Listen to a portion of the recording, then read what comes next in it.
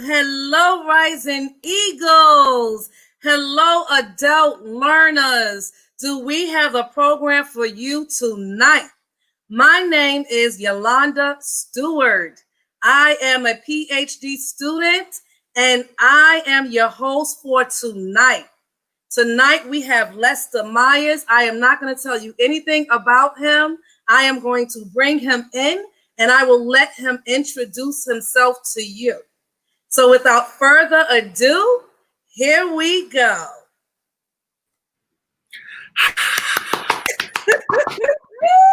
Hello,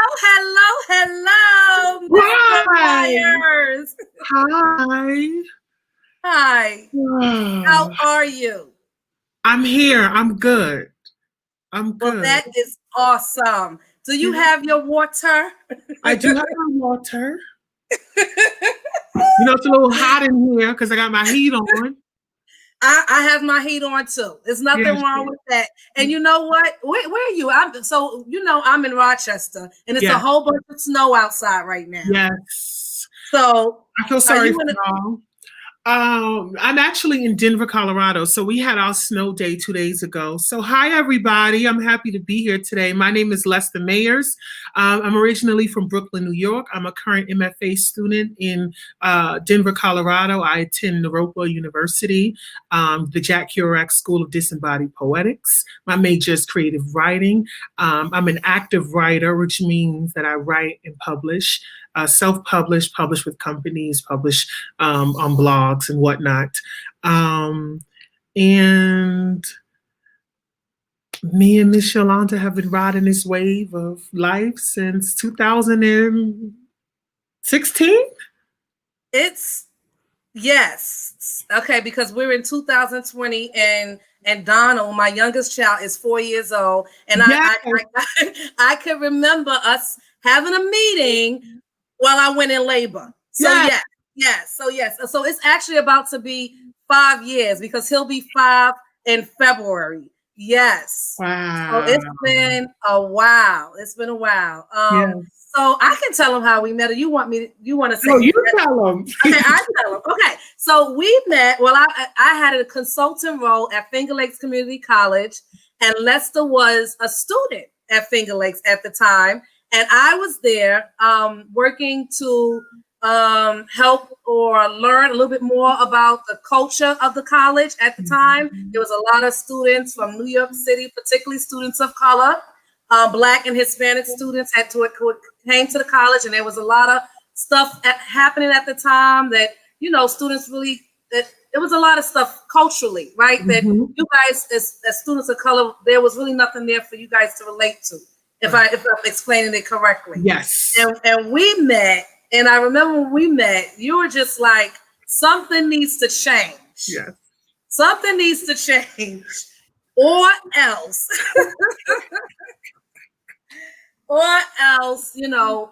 And you were a part of that change. You were the change. You helped the change that still stands today. Yes.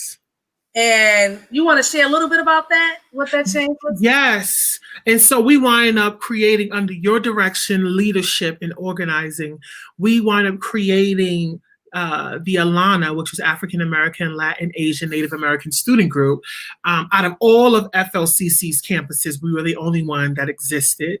And originally, I didn't want to be the president. I just wanted to help. I just wanted to come in. I was adamant, like, I don't think I can do this. And then I had no choice, and I had to usher my way into it. And man, we built a siblinghood of just support and love across the entire campus. And so much so, we wound up getting our own office. We wound up having a budget. Yes. Planning events. Yes. And even though you wind up taking other steps, you never let our hand go. You would come back, always make sure. Anytime we needed something, you were there. I can remember doing the Black Wall Street panel and you saying yes right away and coming out and supporting that. It was a beautiful thing, and everybody's doing so good. Everybody Everybody who participated and was a part of Alana, presented, help from those that was on stage to those behind the scenes. Everybody is doing so well. Yes. You all really was able to take what you learned, what you taught others, what you developed, and really just birth leadership within yourselves. It was just so amazing. And we thank you for giving us that space to do that. Yes. Awesome. My pleasure. Yes. And I tell you, I went in there not knowing exactly what that was going to look like, right? When I was given that charge, I didn't know what it was going to look like. But you guys helped me. And you said you didn't want to be the president. No. You kind of ran from that. You were like, no, I don't want to be the president. I will help, but I don't want to be the president. But I tell you, oh my gosh, the most unforgettable president. Yes. You just took it and you made it so amazing. Not just students of color participated in events, but you had students, white students, every student who participated. And the Alana events were probably the biggest events on campus, still doing great things. So really, you just left a legacy. I know you were back at the college recently, accepting an award, being honored, for the great things that you're doing now that we're going to be talking about. Yes. Yeah. So the topic today is when you didn't ask to be an adult, right? So for our viewers, tell them a little bit about what that means. When you didn't ask, when it was not your choice to be an adult. I think the only way I can answer that is by going back, if that's okay. That's fine. I grew up without parents. My parents were long gone by the time I was 14. Everyone was gone. And so I ran away from home because I didn't feel safe where I was living. And it was a level of abuse that I just couldn't take anymore. And I didn't know where I was going. I just was running. And I slept on friends' couches. I slept on a street park. I rode the train one morning back and forth and back. I would stay at teachers' houses, anything. And I didn't want to go into the foster care system because I knew the neglect that awaited for me if I were to do that. And so I just kept going and going and going. And on that ride, I wound up starting a dance company. And I wound up choreographing for them. And then somebody was like, oh, you should go out and audition for Fashion Night Out in New York for DSW company. I wound up getting the gig. And so I wound up continuously choreographing and working on my own dance company. And I got a job working full-time at American Eagle from 10 p.m. to 7 in the morning. And I would go straight from American Eagle to school. And my How old were you? Maybe 17 at that time. 17. All the while I was working, I was getting jobs here and there, but that was like the main job that I had. And 10 p.m. to 7 in the morning, and then classes started at 9. And my English teacher would let me sleep because she knew the hustle that I was under. And I would get out of class maybe 3 o'clock. Rehearsal started at 5. And it was every day. It was constant. And then one day I was walking down the street and I was talking to my spiritual, at the time, she still is very much in my life, a spiritual guider.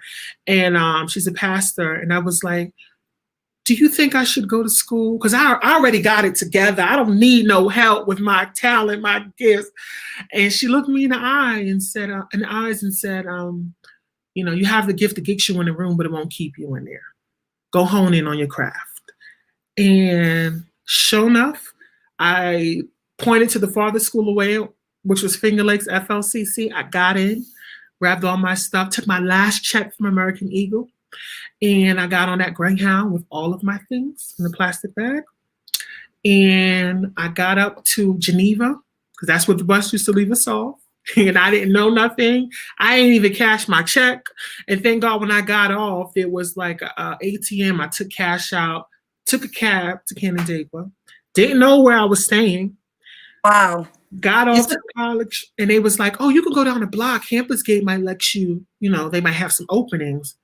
They did. And I wound Wait. Yeah. I caught it. let's see if the viewers caught it. So let's just go back. Yes. So you took a cab from Geneva to Canandaigua. Yes. How long was that cab ride? That was about 30 minutes. Wow. Mm-hmm. And then you get to the campus. Mm-hmm. So there was no specific dorm that you were going to, room number. Nope. You didn't know exactly where you would be staying. No. And then somebody told you there was Campus Gate. Down the block and to check it out. And I went down the block and I forgot who was working at the time. I forgot his name. He gave me this pamphlet and this lease. Wow. And I had proof that I was an independent student. So I brought that with me and they gave me a room. Wow. Fast forward 2 semesters, I became the lead RA. I became like housekeeping. I did all of it there. Yeah. Wow. Yeah. Wow. But talk about courage. Talk about, you accepted into the school, but where am I going to stay? Right. Like, what was going through your mind on that bus ride? The fortitude of running away at 14 made me step into being an adult because there was no one else being responsible. The people I was living with wasn't being responsible for me. So there was nothing to lose. There was only things to gain. And I remember, this is no lie. I thought I brought the book over here. It's a ripped up copy of the book Push by Sapphire. And I stole it from that library. I remember keeping that book with me everywhere I went. It just was a book of hope for me. Okay. And it was a story that was aligning with mine as far as being on this path, not asking to be an adult, but having no choice, having to step into it, having to love myself, having to make mistakes in those choices. And so all of that was running through my mind on that bus ride, just being on that bus ride the entire time from New York, to Geneva, which is about 8 hours, if anybody's rode it, 7 to 8 hours. And I didn't know, but I remember having hope. And being in the unknown is not scary for me. Right. It's exciting. And in my mind, I'm an artist. So the entire time I'm creating fantasy. It's like, oh, wow. I'm gonna go buy me a house, once this degree is over. And I had never been out of Brooklyn. I had never been out of New York City. And so it was a whole nother world. I had never been to Walmart. And these things just they happened, and there was no time to think. There was only time to do and adjust quickly. So all things worked out for you. It did. At your first step in college, and you went from, like you said, from stepping into, on the campus and not really knowing exactly what was going to, or stepping off the bus and not knowing what was going to happen, but having that hope. And having some experiences with figuring it out, right?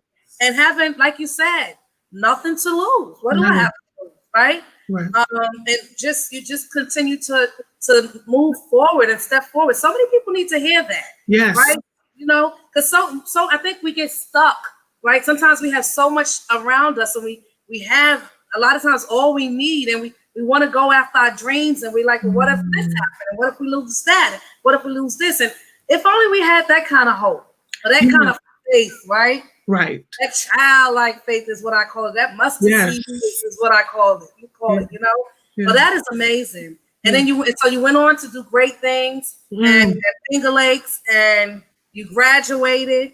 And tell us about your academic journey after Finger Lakes. What happened next? So while I was in Finger Lakes, theater was my major, but I wasn't getting casted in anything at all. Like, I just wasn't getting casted.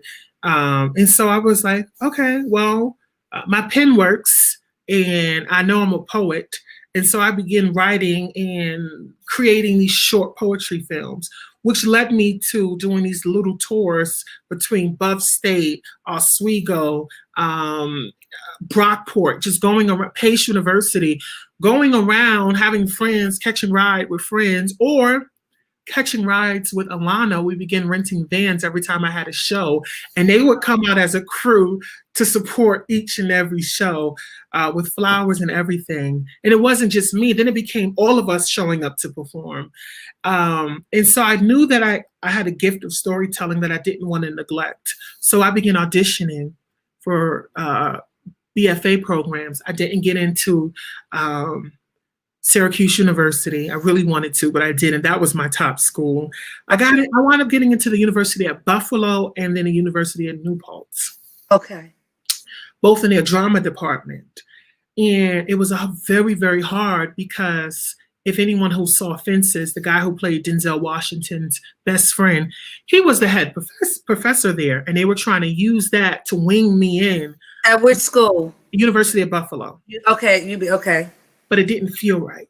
Something was missing. It felt like my gift would be placed in this box that I wasn't interested in being in. So I wound up going with New Paltz. I felt more hopeful there. And so I went off to New Paltz and I began starring in productions immediately. You know, and at the times I was wearing dresses and heels and whatnot. And I remember going to an audition at New Paltz, the first audition in a dress for the play To Kill a Mockingbird, but I had never read it.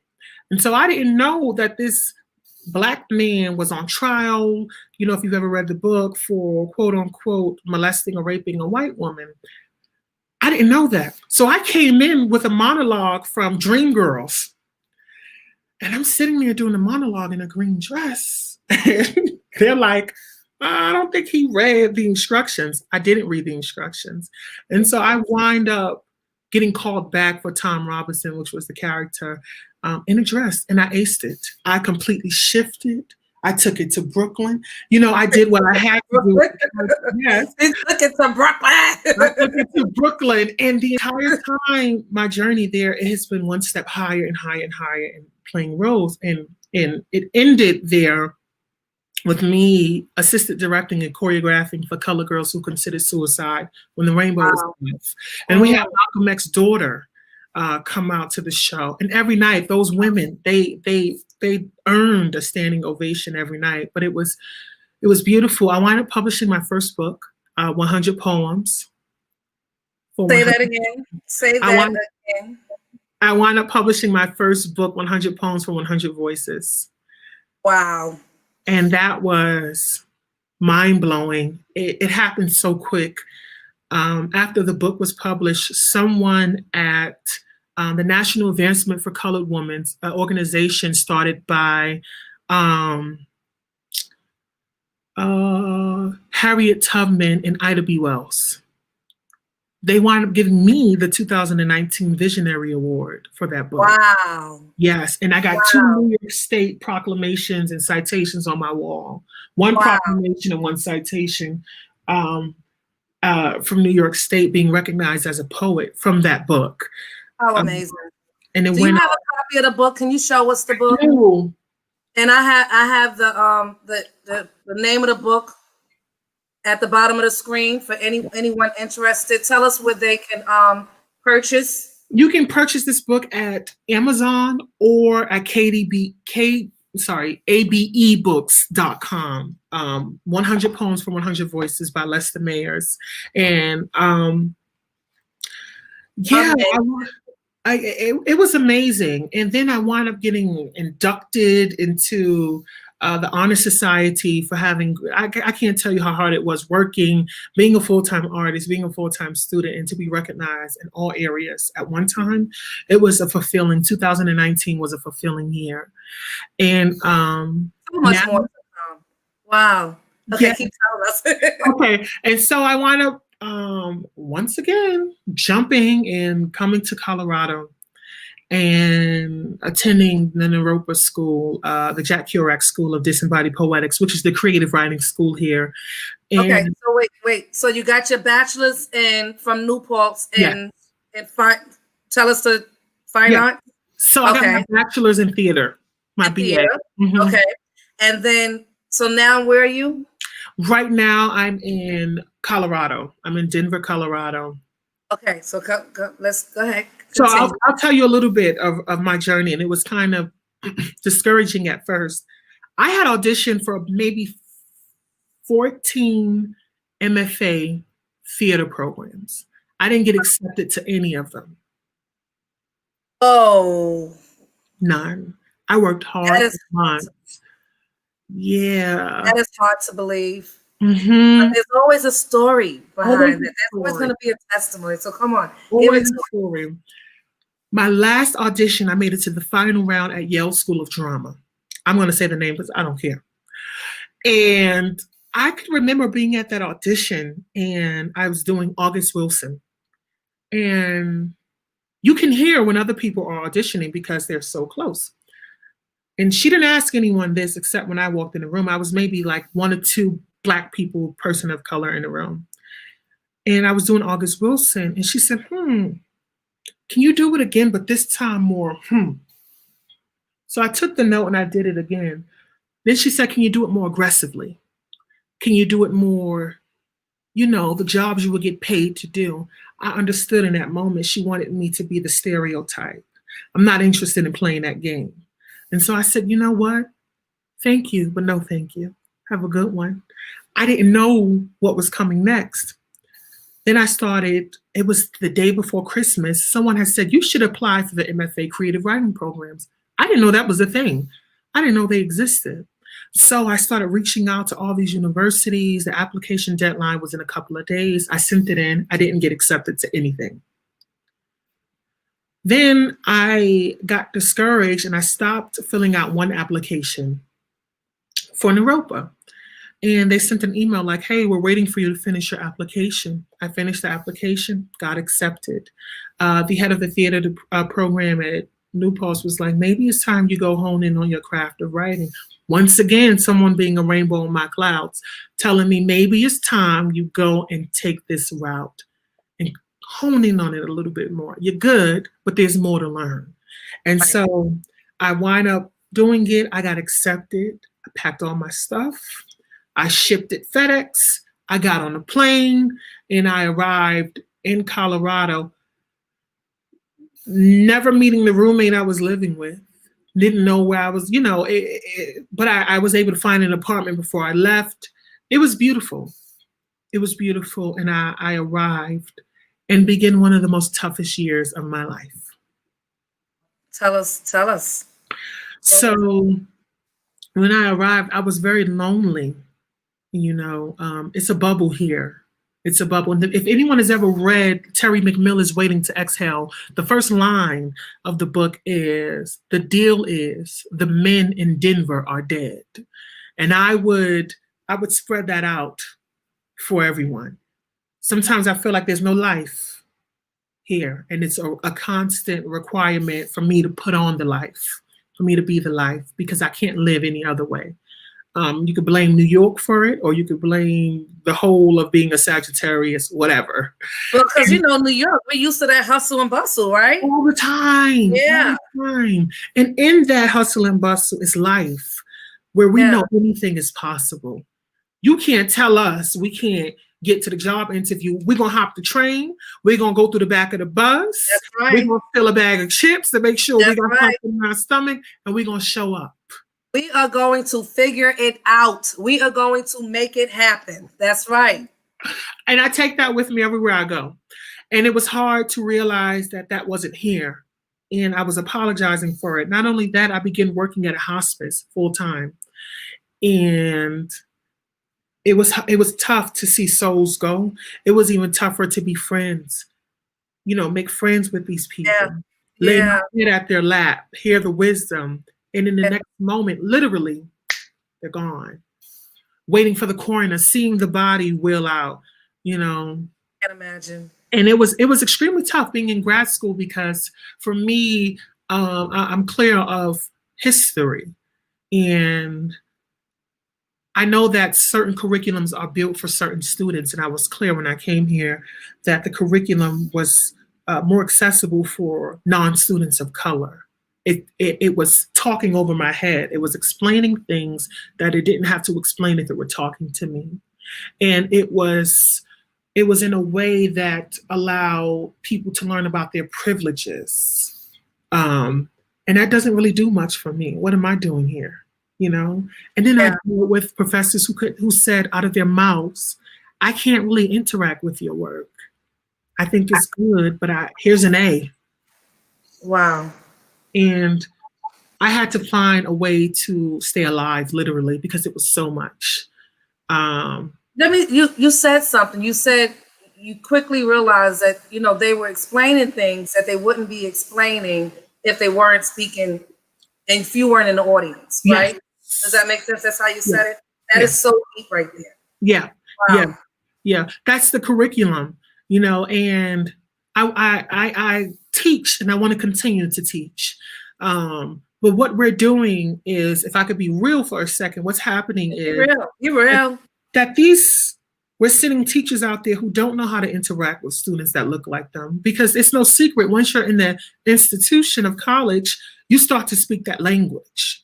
Then you go back into the places that you wish to serve, that you should be serving, and there's a disconnect. The students no longer believe, they can't hear, they can't speak, or they can't be heard appropriately because we've gone so far away. And I think that if we are allowed to be ourselves authentically, as students, non-students of color are, if we students of color are allowed to be ourselves, so much of that can be, you know, solved and fleshed out. And so I began fighting that battle. I created courses, the African American Autobiography, which deals with the Black language from the slave narratives up until now. And I created the part 2 of that course called The Revelations, that studies hip hop, that studies R&B, that studies jazz made now. And I just want to have the conversation, or at least give language.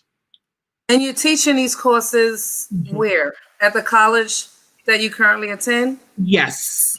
And so I'm there now. And then part-time, I'm at the Urban Assembly School for Performing Arts. I created a course called Writing Through Trauma. And all that is a series of writing exercises pulled from books like The Color Purple, like For Color Girls, like Push. And, you know, one thing that I've learned is that everyone who's at home, some people are not safe. And I wanted to be able to give people an out to write their feelings without that abusive hand hovering over them, trying to see what it is they're writing. So it's a writing exercise, a series of writing exercises that I created that is founded on Toni Morrison's quote. She's behind me. The quote is, "We do language. That might be," no, she said, "We die. That might be the meaning of life. But we do language. That might be the measure of our lives." And so I took that and the South African saying of blow, bite, blow. And it's where you blow on the area and you bite it quickly, blow again, and you don't know you've been bitten. That's the idea of teaching that I try to follow. And these high school students are able to write themselves, and they really are. And when I tell you, you know, they say the children are not keeping diaries, they're going on Twitter, Instagram, and Facebook, which is true. But the ability to still write really is still saving people's lives. Yes, yes, great. Wow, that is awesome. You are doing, I knew that you were doing some things and some work. Yes. But whoa, yeah. Wow. Yes. And it's been good. It's been good. And one of the things, I had to do it first. And what I did was I wrote another book while I was in the hospice and working at the hospice, and while I was still struggling through school and realizing what it means to live in Colorado. And I wrote another book called African Booty Scratcher, Loving the Ashy Black Fat Child with Yellow Teeth, Peasy Head, and a Broken Smile. And this book is my baby. I don't do readings from this book. I don't do anything. It's actually being studied at the high school that I'm teaching for right now. And it's being studied at Westside High School as well. And it's written in the New York City Black vernacular, the urban New York City Black vernacular. But that was me writing through the trauma. That's just absolutely awesome. For our viewers, that you see the name at the bottom of the screen, but also please tell us, Lester, where you can where they can purchase the book. Yes, you can also purchase this book at Amazon, or once again, AVE Books, or you can go to my website, www.lestermayers.com, and you can get both books. You can purchase both of them there. Right, and there's your email address right there. I don't have or you can email me and I can help you figure it out. Yep. Repeat your website one more time. www.lestermayers.com.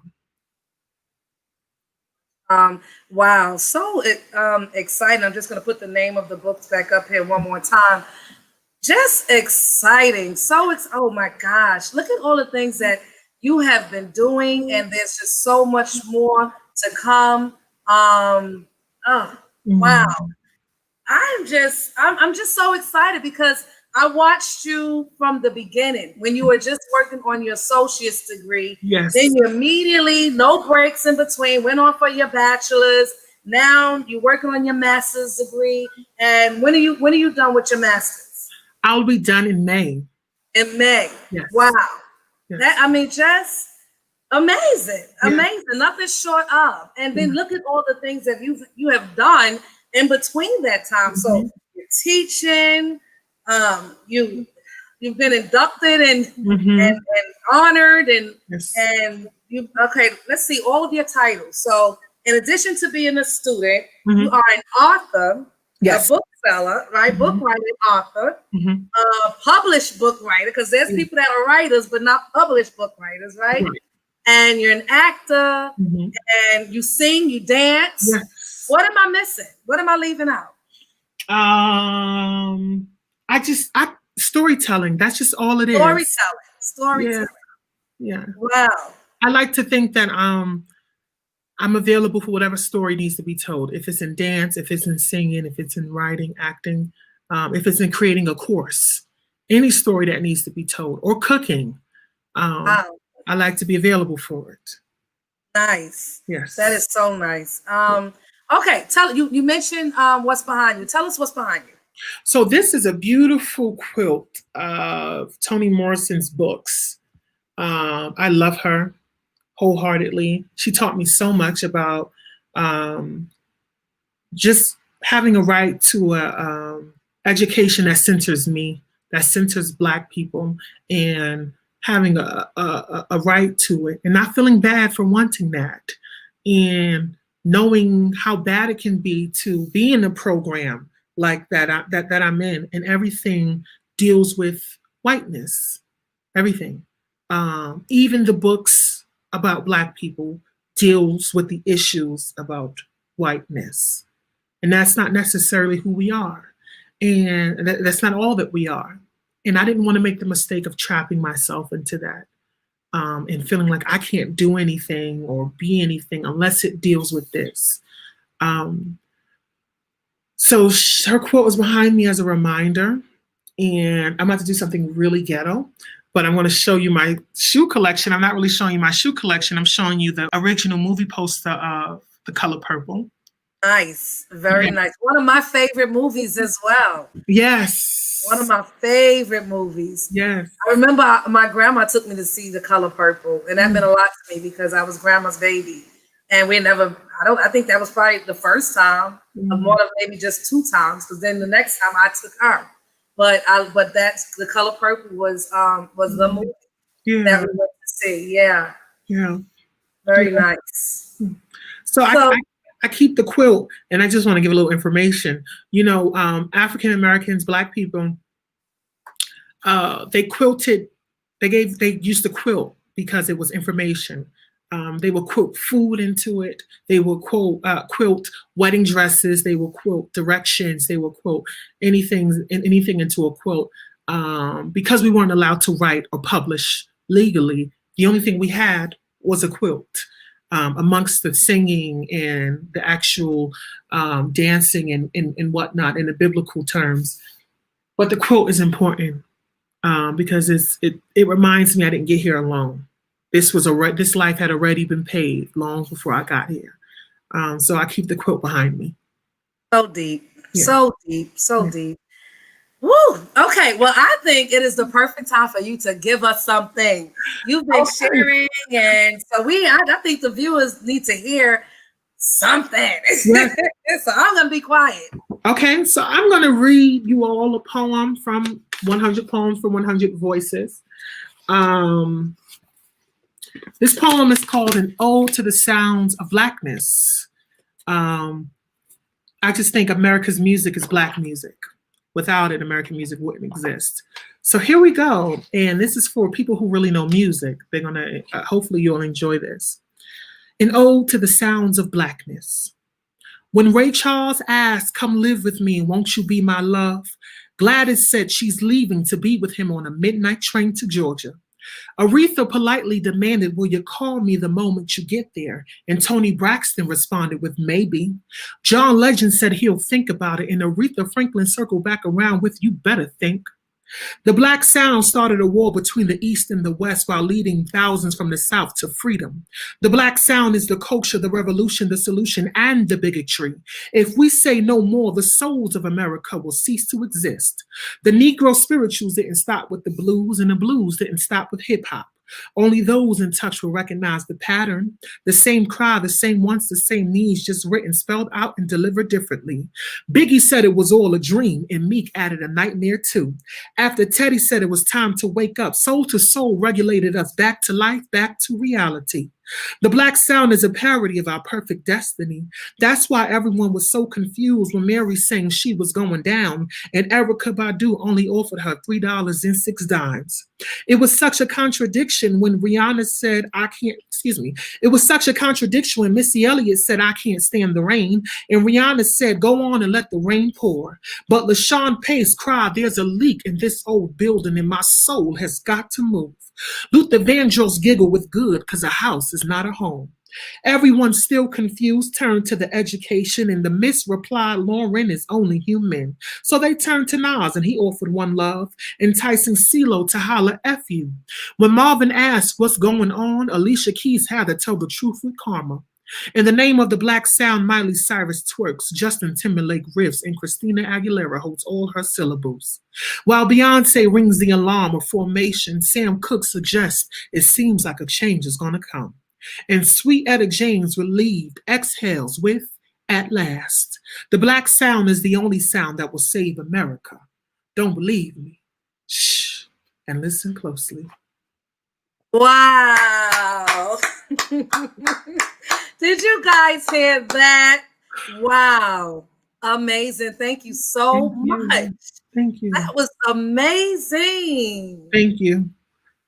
Wow. And show them the book. Show them the book one more time. It's a little money. I only have one copy to be in my bag, so look a little mess. But that is so awesome. So let's see. I want an audience, please give us what questions do you have? Let's see. I'm gonna look to see let's see. Okay, wait. I'm trying to get to the questions and I gotta pause it. Okay. All right, guys. So please ask some questions. I see we have some viewers here. Let's see.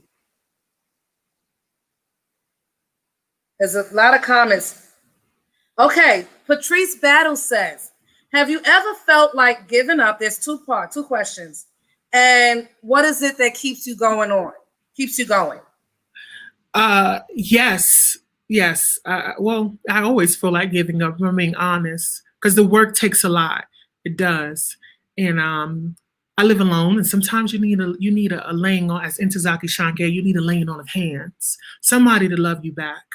And recently I discovered, not having parents, this idea of not going home.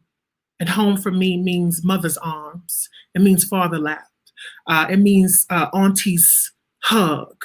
And for so long, I believed that I didn't go home.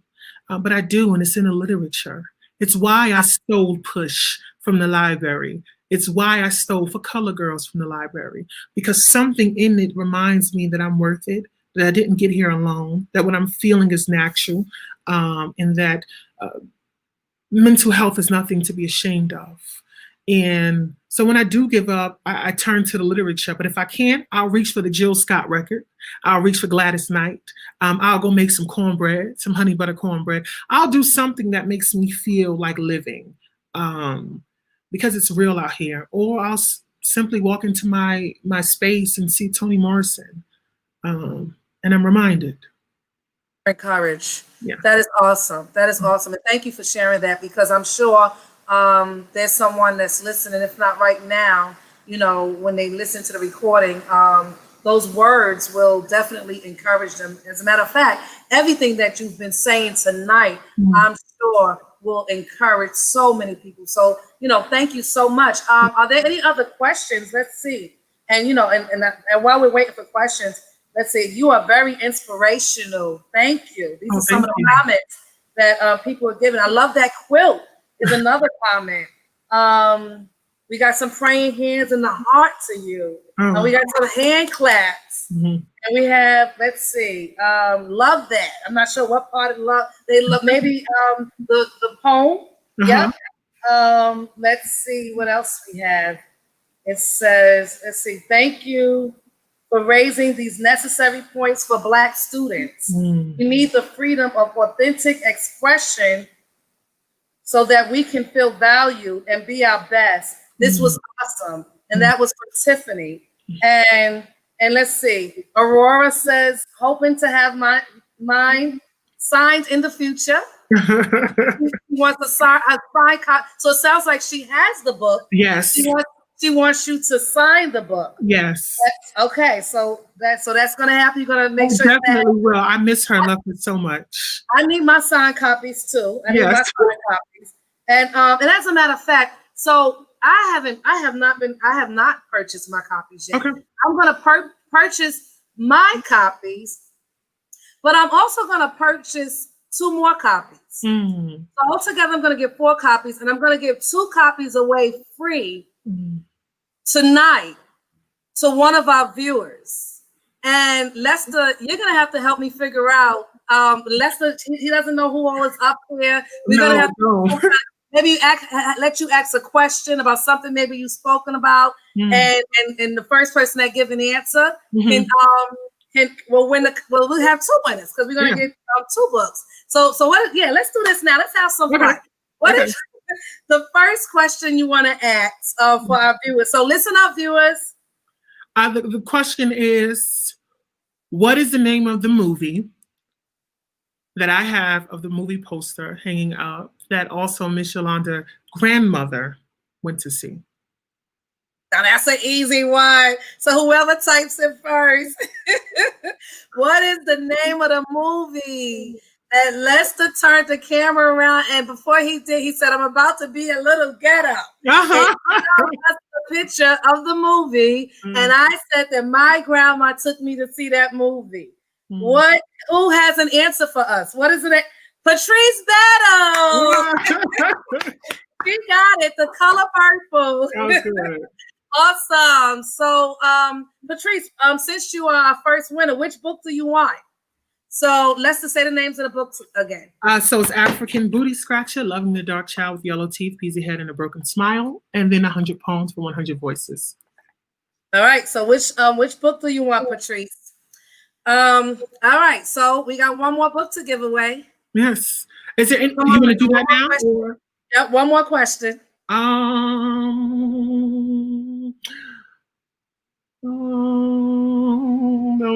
I don't know. How about can we revisit it? Is there any more questions to ask? Maybe something will show up. There's another question to ask you. So what advice would you give to students who may be applying to writing programs?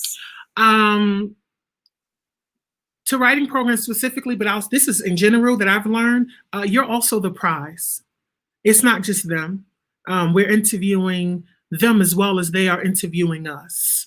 But with the writing program specifically, people say, and if anyone who knows Terry McMillan, she wrote Waiting to Exhale and How Stella Got a Groove Back and those things. She went to an MFA writing program at Columbia, and she said that their job was to try and break her down. And I felt that was true for me.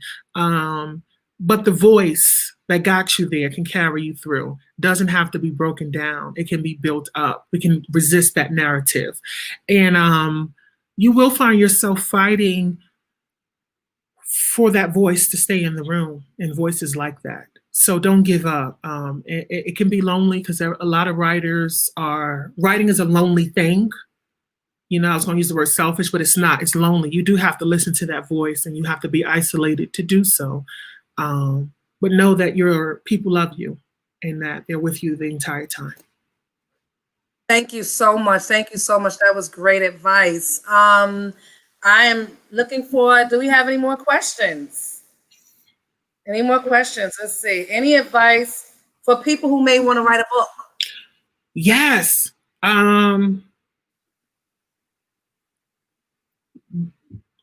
You're your first reader.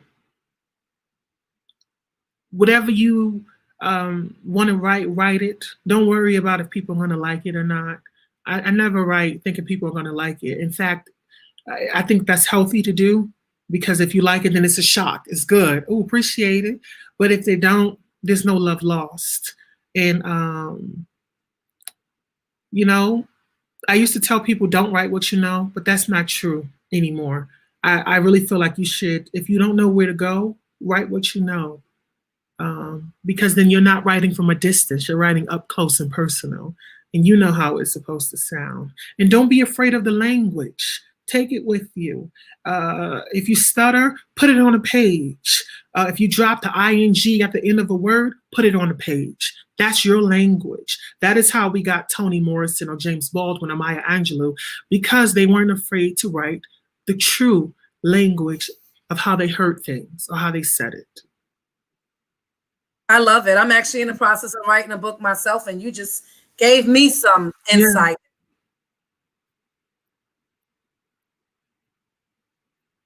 Yeah.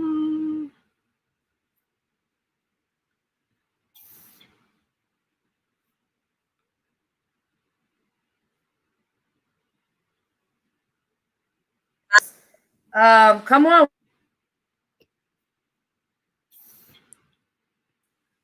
All right, we're back. We're back. We're back. Okay, we're back, viewers.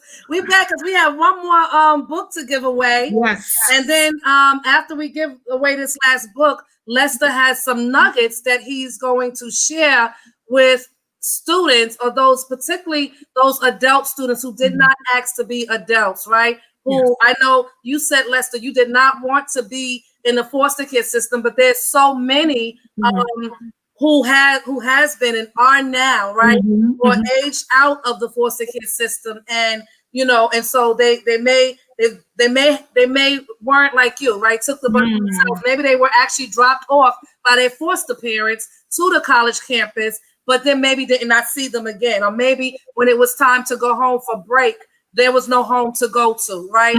So I want you to be thinking about, you know, some of those nuggets that you want to share, at least 3 nuggets for those students, those adult students who are not the adult in age and number, but adult in responsibility. And, you know, and you are in charge of yourself, and you have to figure out your next move. What, you know, you gave us so much tonight, but I want you to, like, you know, give us those 3. So before you do that, we want to do one more free gift. And that gift is, let's see. Do you have something in mind, Lester, or? I don't. If you can name 2 of the artists that I mentioned in my poem that I just read. Come on. I mean, he mentioned so many. He mentioned so many artists in the poem that he just read. So come on, people. Who's going to be the first to write them down? He mentioned a lot. So come on. Who's the first? I'm watching. We're waiting. Let's see. Tania said, "Oh, this is touching. It's touching home. I'm here." So she, you know, what we're speaking about tonight, she said it's touching home. Hello. Wow. All right. Aurora said, "Welcome back." I'm happy we're back. I don't know what happened. I don't know. I'm happy we're back. Yeah, I'm happy we're back. So let's see. Come Come on, y'all. This is an easy one. Who we giving the next book to? Two artists that was mentioned in the poem. Just all you have to do is write down two of them.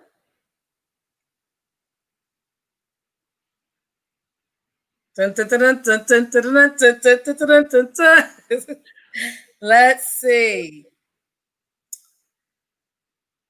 Nas and Beyonce? That's correct. All right, Mrs. Walker. Mrs. Walker, you got it. You got it. And show her the book that she's getting. Okay, so well, just so you know, Patrice wants 100 poems for 100 voices. Mm-hmm. So which means Mrs. Walker she won the African Booty Scratcher. Put them up one more time so we can show them. Show you ladies your book. So congratulations, and I'll be getting in contact with you guys and get your information so we can make sure we get them to you. So awesome. So Lester, you ready to give us those nuggets? I am. I think the first nugget is courage. That's the most important virtue. Because without it, as Maya Angelou said, you can't practice anything else without the courage to wake up in the morning, to get out of bed. And you have to take it with you everywhere you go. And where you can't take it, don't go. You ain't gonna miss out. What's for you won't miss you. That's what they used to say.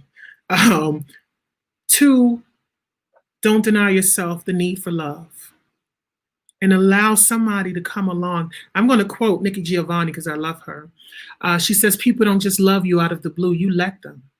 And you must be responsible for those whom you love as well as those whom love you. So the biggest one would be, don't deny yourself love. And when love comes along, and I mean in friendships, in mentorship, and a guardian angel who walks past and drop off a sandwich you didn't even know.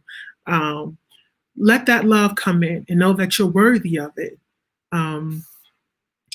And that you're beautiful. You don't have to wait for somebody to come along and say, I think you look good or you're beautiful.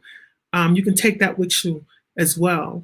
The third one, which is the biggest one that I try to live by, is not being afraid to go deeper with yourself first, then the work that you're doing, and then family and friends, or however you want to label it, but you're number one in that, in going deep. And don't be afraid of dreaming it, of tasting it, of seeing it. And nobody got to understand it. That's fine, but you can take it with you and you can make it a reality. Even if one person reads it or one person acknowledges it, or if they don't, that's cool too. But the biggest one of all is that you have a village. And the village is around you. They're never far away. But in order for you to have that village, you have to let them in and you have to ask for help when you need it. There's no shame in that. People want to help if you let them. And people are willing to love you, once again, if you let them. I absolutely love all the advice that you have given tonight. And those nuggets were absolutely amazing. I wrote them down. I want to repeat them. I probably won't do it like you. That's fine. But you said courage, right? Yes. So have that strength, right? Put that armor on, those war clothes on, and be that fighter, right? Right. You said love, yes. Right? Accept love, mm-hmm. right? Give mm-hmm. love. Mm-hmm. You said go deeper, mm-hmm. first within yourself, yes. and then others, right? Mm-hmm. So go deeper. And you gave us a fourth one. The fourth one was at the village. The village. You said make sure you don't be afraid to ask for help. Right. Like you said, people want to help. Yes. Right? Because you may be asking today, but you may be giving tomorrow. Right? Talk about it.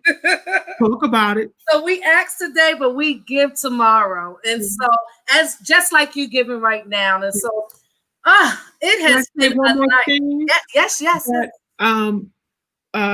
When I first did the first book, it inspired me to do a poetry tour. And I actually hired a band, and I hired a 3-part choir, and I hired lights, and I hired singers, and I worked crazy to do it. But it was a sold out successful tour. It's under the name of the book. It's on YouTube, Spotify, Apple, anything that you have, Pandora, Amazon Music, you can listen to it. It's called 100 Poems for 100 Voices, Live in the Moment. And it's also on my website, www.lestermayers.com, where all of my work is housed. So you can go there and check that out as well. Can you repeat the website one more time? www.lestermayers.com. Yeah. So I want to make sure everybody have. I said, can I address the? Go ahead. Yes, asking for help is a hard one for me. I often never ask for help and feel weird to ask for help. It is tough to ask for help when you're not used to either receiving it or space hasn't been made for you to do so. But sometimes you have no choice and you have to do it. And trust the experience. If they say no, that's the worst they can say. You know, if they say yes, that's the best they can say. So. Thank you so much. Thank you. Any last comments? I mean, you've given us so much. Yes. Any you want to leave us out with a impromptu little something? Sure. I'll leave you off with the first poem I wrote in the Finger Lakes called Smoking No More. And I will give you the very tail end of it. And it's a poem about addiction. I use smoking, but we all are addicted to something or someone that's not good for us. And this is the poem I take with me. It's based off a true story. I haven't done it in a while, so forgive me if I stop here and there. But you go ahead. The poem. I wish my mother wasn't smoking no more, because I get tired of crying for her. When she gets tired of trying for her and her spirit is slowly dying, yet her attitude is defiantly lacking gratitude, sometimes becoming downright rude. That stuff she's sniffing, it takes her through so many moods. And she's hardly eating but any food, and you can go on and forget about nutrition, because every day and every night she's on a whole other mission. And once again, I'm right back to wishing, damn, I wish she only listened. Can she feel how much I'm missing spending time with her, kicking the bobo? She used to like KC, I used to like JoJo. Together we were hoping they would never go solo, be like Al Green and stay together, and not like Puffy and J-Lo. But that was our dream. Way back in the day though, before, you know? And all I could do was keep praying and coping, keep giving you love and support, and keep hoping that you'll keep your mind open to what you can do and take back your power when you're ready to. But until that does happen, you won't feel what I'm saying. You'll take me more serious and realize that I ain't playing. You need to keep praying and staying in touch, because I'm always going to be here, because I love you that much.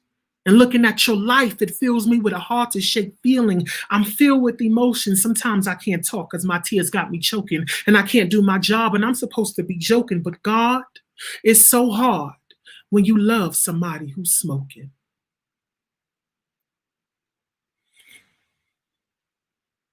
Wow. Mm-hmm. I think for me, and even I'm sure the audience, you just got to sit in it. Yeah. You just got to sit in it. Mm-hmm. Wow. Yeah. Thank you. Thank you. Thank you so much. Thank you. Thank you so much. Thank you, audience, for your participation. Yes. I know that each and every one of you that has been listening tonight has been blessed, learned something. I know that you've appreciated all that Lester has given to us tonight. We thank you so much. There's so much more. You know, Lester is a Rising Eagles. He's a part of our group, right? So I want us all to continue to, you know, interact and support each other. And if you're not up here right now, you will be up here. Mm-hmm. I'll be calling on you next. So, wow, thank you. So, I think we're gonna end it here. Lester, you don't go anywhere, but I'm gonna say goodbye to our viewing audience. You guys have a great night. Thank you for joining us, and we will see you again in 2 weeks. In 2 weeks, we have another 2 more Rising Eagles adult learners speaking. Good night, everyone. Night.